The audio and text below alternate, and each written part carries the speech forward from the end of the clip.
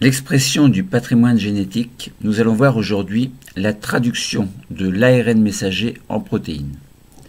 Nous avons vu dans des cours précédents, et nous allons voir dans d'autres cours, ce que je vais résumer en quelques mots. Alors, une relation entre ADN et protéines.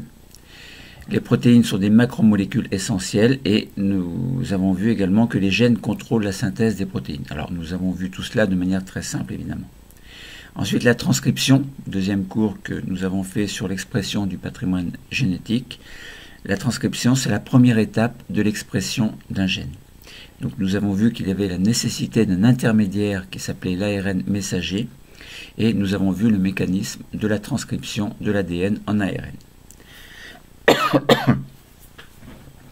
Ensuite, nous verrons un petit peu plus tard donc la maturation des ARN messagers. Nous verrons que les gènes des eucaryotes sont morcelés et qu'un processus de diversification des protéines est tout à fait possible. Nous allons voir aujourd'hui un cours sur la traduction de l'ARN messager en protéines. Nous allons voir le mécanisme. Et nous allons voir qu'il est nécessaire qu'il y ait un code génétique, et ce code génétique sera en quelque sorte un système de correspondance entre une séquence de nucléotides et une séquence d'acides aminés. Donc nous allons voir évidemment le mécanisme de la traduction en détail, mécanisme qui va se faire au niveau des ribosomes. Puis dans un autre cours, nous verrons qu'il existe une certaine régulation de l'expression des gènes. Alors commençons.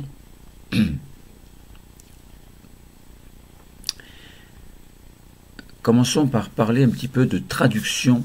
Donc traduction, ça consiste en quoi? La traduction de l'ARN messager en protéines. Ça veut dire que on a l'ADN, l'ARN, la protéine. L'ADN, on aura le gène. La transcription nous a donné l'ARN messager. Et maintenant, ce qu'il va falloir, c'est décrypter, grâce à un code génétique, la séquence de cet ARN messager en protéines, donc en séquence d'acides aminés. L'information génétique, elle est exportée dans le cytoplasme sous la forme d'ARN messager, comme on l'a vu, et cet ARN messager est utilisé pour fabriquer des protéines dans le cytoplasme. Donc tout cela, nous l'avons vu aussi. Alors on peut se poser la question, comment la séquence des nucléotides d'un ARN messager peut-elle être convertie en une séquence d'acides aminés qui constituera évidemment une protéine. Alors on va s'intéresser à quelques expériences qui ont été faites, notamment par Nirenberg et un petit peu plus tard par Khorana, donc Gobind-Khorana, ou Gobind, vous dites comme vous voulez. Alors, donc, ces expériences ont montré qu'il y avait une nécessité d'un système de correspondance qu'on appelait le code génétique. Alors, schéma du protocole de Nirenberg, il a pris un tube à essai, il a mis des ARN messagers, il a mis des acides aminés, et puis il a regardé ce qui se passait. Alors, il a mis des ARN messagers, mais pas n'importe comment. Il a pu obtenir des poly-U, U ça veut dire uracile, des poly-U, donc le U remplace le T dans la séquence de l'ARN messager. Il n'y a pas de T dans l'ARN messager. Il n'y a que A, U, C, G. Alors, il a fait un poly-U, donc U, U, U, U, U, X fois. Il a mis les acides aminés et il a regardé ce que ça donne. Eh bien, il a obtenu un polymère de phénylalanine. La phénylalanine, c'est un acide aminé, donc qui fait partie de ces 20 acides aminés différents. Bon. Ensuite, il a fait un poly-C, donc une cytosine répétée plusieurs fois au niveau de l'ARN messager. Il a obtenu, après avoir mélangé tous les acides aminés, il a obtenu la proline, un polymère de proline, en fait. Donc proline relié à la proline par des liaisons peptidiques.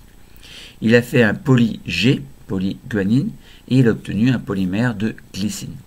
Et puis Khorana, un petit peu plus tard, a fait un polymère également, mais constitué par deux nucléotides.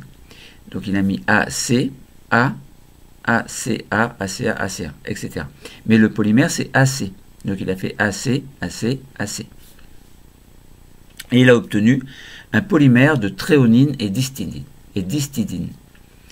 Enfin, ce que je veux dire, c'est que la tréonine est reliée à l'histidine, qui est elle-même reliée à la tréonine, etc. Donc on avait une séquence, donc un polymère dans lequel la tréonine était reliée à l'histidine de manière, donc en formant une longue chaîne, quoi. Bon. Donc dans les années 60, il a établi l'association, le fait que 3 nucléotides permettaient de coder pour un acide aminé. Donc 3 nucléotides.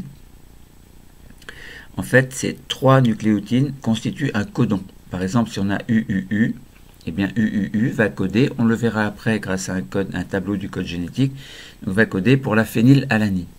Autrement dit, le décryptage d'un codon UUU qui est situé sur l'ARN messager va donner un acide aminé particulier qui sera la phénylalanine. CCC donnera la proline, GGG va coder pour la glycine, ACA va coder pour la tréonine et CAC va coder pour l'histidine. Donc voilà ce que l'on peut déduire des expériences de Nirenberg et Khorana. Voilà, donc un tube à essai, ARN messager avec des séquences différentes, en commençant par le poly-U, poly-C, poly-G, poly-AC. Ensuite, on mélange en mettant tous les acides aminés et on obtient donc ce qu'on a dit, donc des polymères, soit de phénylalanine, de proline, de glycine et tréonine et histidine en même temps. Voilà. Donc Nirenberg, il parvient, il est parvenu à préparer des ARN messagers artificiels formés d'un seul type de nucléotide, tandis que Khorana a réussi à former un polymère qui était donc au niveau d'une protéine, enfin une protéine qui était un polymère de tréonine et histidine. Voilà, donc cette méthodologie a permis en 1965 le décryptage complet du code génétique. Ça veut dire que ils ont réussi à montrer qu'il existait 64 associations possibles de 3 nucléotides. Donc à chaque codon de l'ARN messager correspondait un acide aminé particulier et toujours le même. 3 codons n'ont pas d'acide aminé dédié, c'est-à-dire ne codent pas pour un acide aminé. On les appelle des codons stop ou codons non-sens. Alors on s'aperçoit que donc si on regarde le tableau du code génétique, en fait, on s'aperçoit que ce code génétique, il est à la fois redondant et univoque. Alors pourquoi redondant? Parce qu'on s'aperçoit que plusieurs codons vont pouvoir coder pour le même acide aminé. Mais un acide aminé n'est codé que par un seul type de codon. Bon. Ça veut dire qu'un codon ne peut pas coder en fait pour 2 acides aminés. Bon. Si on prend l'exemple de la leucine, on a CUU qui code pour la leucine, CUC, CUA, CUG. On voit bien qu'il y a plusieurs codons qui codent pour un seul acide aminé. On dit que le code génétique est redondant. Et univoque, ça veut dire que lorsque l'on a un codon, il ne code que pour un acide aminé précis et il ne peut pas coder pour plusieurs acides aminés. Alors, si vous regardez, je vous invite à prendre le tableau du code génétique devant vous et à raisonner, à réfléchir comme je vais le faire maintenant. Alors, c'est un tableau, ce code génétique, à 3 entrées. Première entrée, on va définir un des 4 nucléotides. Deuxième entrée, un des 4 nucléotides également. Et troisième entrée, également un des 4 nucléotides. Alors, si on fait la première entrée, on va prendre un exemple, le poly-U. On avait dit tout à l'heure que Nirenberg avait fait un poly-U au niveau de l'ARN messager. Il avait obtenu un polymère de phénylalanine. Essayons de voir si on peut obtenir la phénylalanine à partir de ce tableau du code génétique. Première entrée, on a U. Deuxième entrée, on a U. Donc deuxième nucléotide, on a U. Donc première entrée, ça veut dire premier nucléotide, c'est U. Deuxième entrée dans le tableau, le deuxième nucléotide, ce sera ce sera U, donc on a bien U, U, et on a dit U pour le troisième nucléotide. Donc troisième entrée, on regarde à l'intersection des deux premiers nucléotides, on peut avoir soit la phénylalanine, soit la leucine. Mais si on regarde bien, puisque le troisième nucléotide c'est l'uracile, eh bien on a bien UUU, code pour la phénylalanine. Donc c'est bien ça. Donc si on a UUU X fois, on aura X fois la phénylalanine, c'est-à-dire un polymère phénylalanine, phénylalanine, phénylalanine, constituant une protéine. Ensuite, on peut faire la même chose avec, il a fait CCC, et CCC correspondait à la proline. Donc si vous regardez, donc CCC, C première entrée, C deuxième entrée, au niveau du deuxième nucléotide, on a bien CC. Alors attention à bien vous placer dans la case correspondant à l'intersection entre les deux. On a la proline. Et si on regarde C, on a donc dans la troisième entrée, donc troisième nucléotide, on a bien la proline. Donc c'est bien ce qu'avait obtenu Nirenberg. On a bien un polyproline correspondant à l'acide amine, à la protéine, qui provient de la traduction du poly-C, c'est-à-dire polycytosine, correspondant évidemment à l'ARN messager. Alors ensuite, Nirenberg avait fait un poly-G. Alors on regarde, G première entrée, G deuxième entrée, à l'intersection on a une glycine, et le G correspond bien à la glycine. Le troisième G correspond bien à la glycine. Donc on a bien un polymère de glycine. Voilà, ensuite Corana avait fait un polymère, alors AC, mais comme AC ça ne marche pas, il faut un codon, c'est-à-dire 3 nucléotides. Comme c'est AC, on fait ACA, premier codon, et CAC, deuxième codon. Et on va voir si on obtient pour ACA la tréonine et pour CAC l'histidine. Alors on regarde dans le tableau. Première entrée, on a A, donc on se place sur la ligne du A dans le tableau. Deuxième entrée, on a un C, on se place à l'intersection du deuxième nucléotide. On a bien AC, on a la tréonine. Et si on regarde ACA, à nouveau le A, on a toujours la tréonine. Donc on a bien la tréonine qui provient du codon CAC. Ensuite on a ACA plutôt. ACA, attention, hein, j'ai pu me tromper. Ensuite CAC, on devrait avoir l'histidine, on va voir. Donc C, on met le A, on a soit l'histidine, soit la glutamine, mais comme on a C, eh bien ça correspond bien à l'histidine. Donc on a bien le polymère de tréonine-histidine qui se répète indéfiniment, en tout cas correspond au nombre de fois qu'il y a le codon, enfin les deux codons.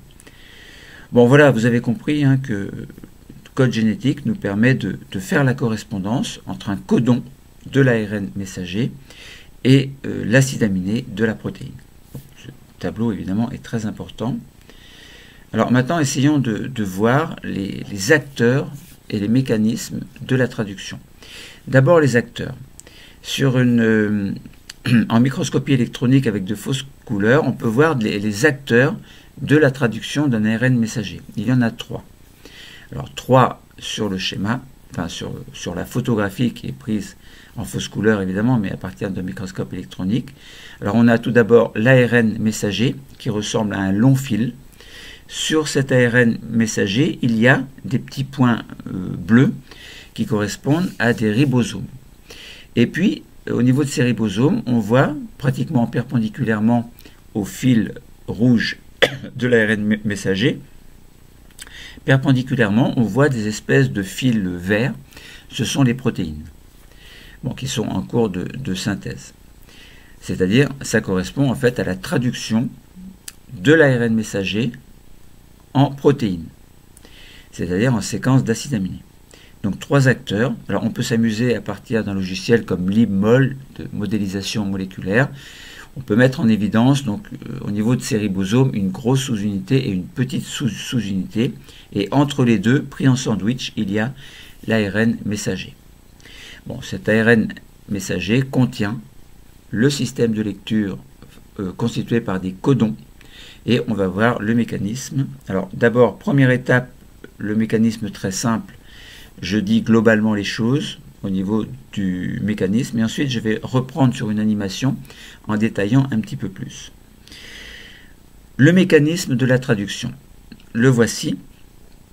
Alors il y a 3 étapes. Étape d'initiation, étape d'élongation, étape de terminaison.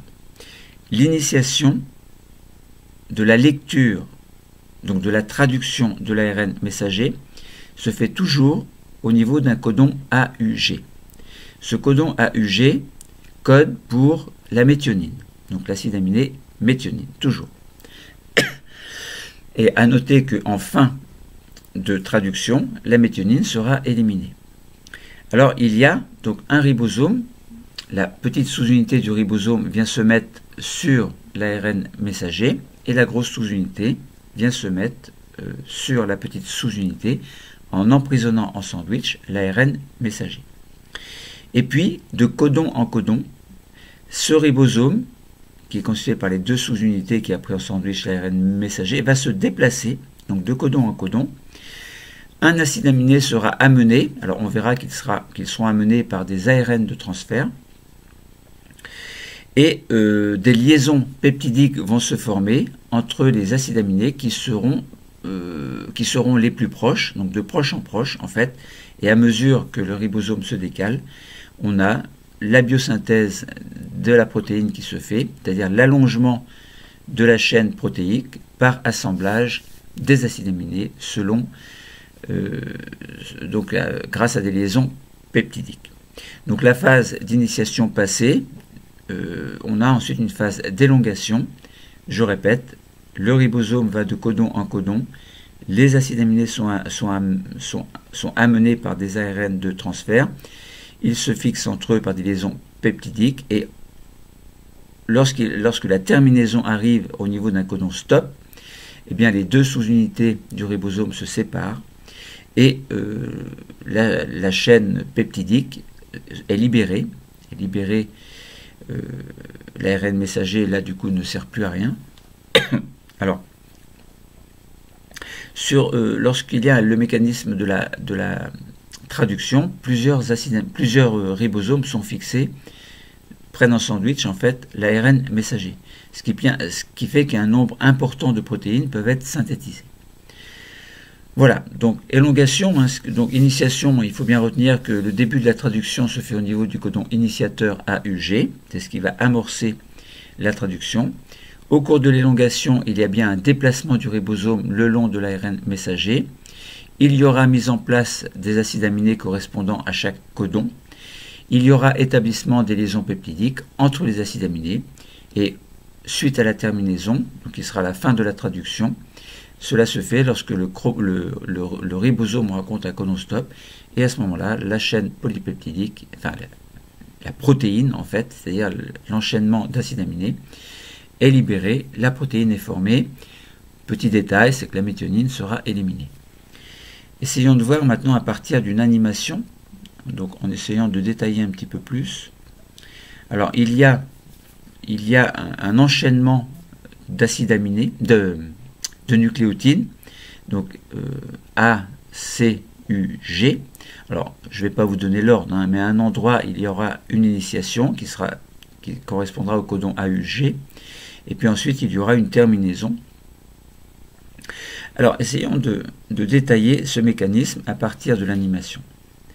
Alors, tout d'abord, la petite sous-unité du ribosome vient se fixer en regard du codon d'initiation AUG. Et se décale ensuite, il se décale ensuite d'un codon. Alors là par exemple on aurait AUG et un ARN de transfert va venir se fixer sur le codon AUG grâce à un anticodon UAC. Donc il y a une complémentarité évidemment entre le codon et l'anticodon. Et l'ARN de transfert amène la méthionine. Voilà. Donc, et le codon suivant sera le codon UGC, qui va correspondre à un acide aminé bien particulier, mais avant, la grosse sous-unité vient se fixer sur la petite sous-unité du ribosome en prenant en sandwich l'ARN messager.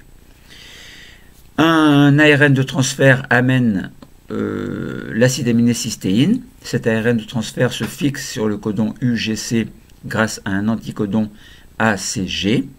Et les deux acides aminés, méthionine et cystéine, sont proches l'une de l'autre. Sont proches l'un de l'autre. Un acide aminé. Donc sont proches l'un de l'autre. Alors la liaison peptidique se forme. L'ARN de transfert qui a amené la méthionine se trouve libéré, donc il s'en va. Le ribosome va se décaler d'un codon. Un ARN de transfert va amener la tyrosine puisque le codon correspond au codon UAC. Donc l'anticodon AUG va venir se fixer sur le codon UAC, pardon. Et de ce fait-là, la tyrosine est amenée, puisque le codon UAC correspond à l'acide aminé de tyrosine. Donc cet acide aminé de tyrosine se trouve proche de la cystéine. La liaison peptidique va se former entre la cystéine et la tyrosine. On a donc jusque-là une chaîne d'acides aminés, méthionine, cystéine, tyrosine, dans cet ordre-là. Ensuite, l'ARN de transfert qui avait amené la cystéine se trouve libéré.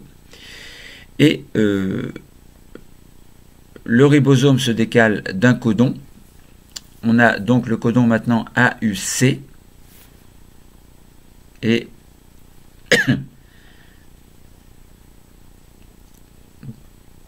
un ARN de transfert amène le codon, pas le codon, mais amène l'acide aminé isoleucine, ILE. Il s'est fixé sur le codon AUC, cet ARN de transfert, grâce à un anticodon UAG. Voilà. Ensuite, la tyrosine et l'isoleucine se trouvent à proximité. La liaison peptidique va se former, ce qui permet de libérer l'ARN de transfert qui possédait la tyrosine. Le ribosome va se décaler d'un codon. On a maintenant le codon CAG. Un ARN de transfert amène l'acide aminé glutamine, GLN, qui se trouve de ce fait-là à proximité de l'isoleucine. Une liaison peptidique se crée. L'ARN de transfert qui contenait l'isoleucine se trouve libéré. Le ribosome se décale d'un codon.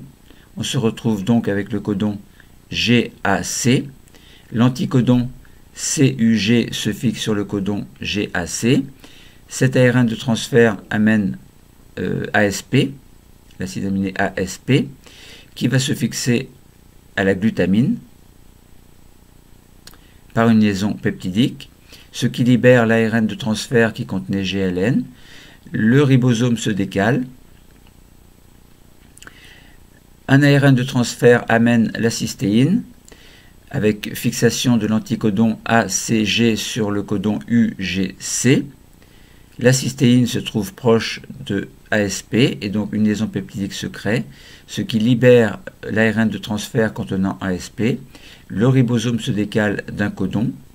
On se trouve avec un codon CCC et l'anticodon GGG vient se fixer sur CCC.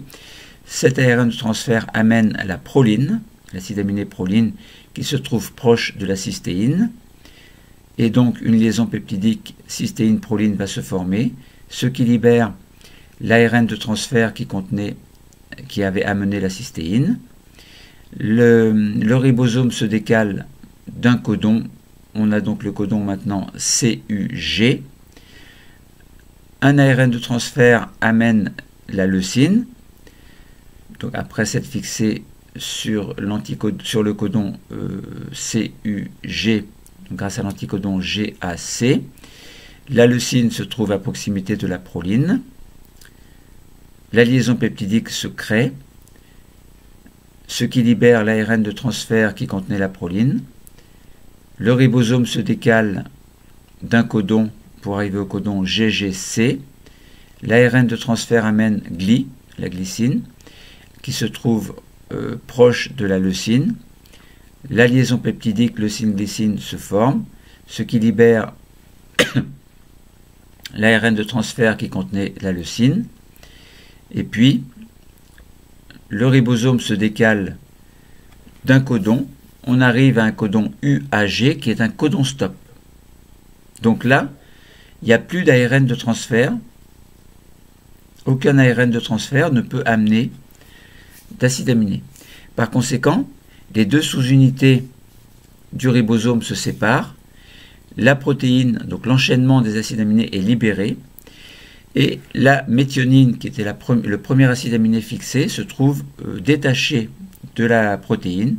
Et on se retrouve donc avec une séquence protéique donc constituée par la cystéine, la tyrosine, isoleucine, glutamine, ASP, asparagine, cystéine, proline, leucine et glycine. Voilà. Donc voilà comment on a pu faire la biosynthèse de la protéine selon un mécanisme qui est assez rébarbatif à lire, mais en soi il est quand même assez simple. Donc voilà, donc on a pu comprendre comment la traduction de l'ARN messager en protéines avait été possible. Simplement, il existe entre l'ARN messager et les acides aminés un code que l'on appelle le code génétique qui permet de traduire cet ARN messager en une séquence d'acides aminés constituant une protéine. La protéine ensuite va assurer son rôle, soit de protéine structurale, soit de protéines fonctionnelles. Donc voilà, je pense qu'on en a dit assez. Traduction de l'ARN en protéines, l'ARN messager en protéines. Voilà, le cours est terminé. Merci.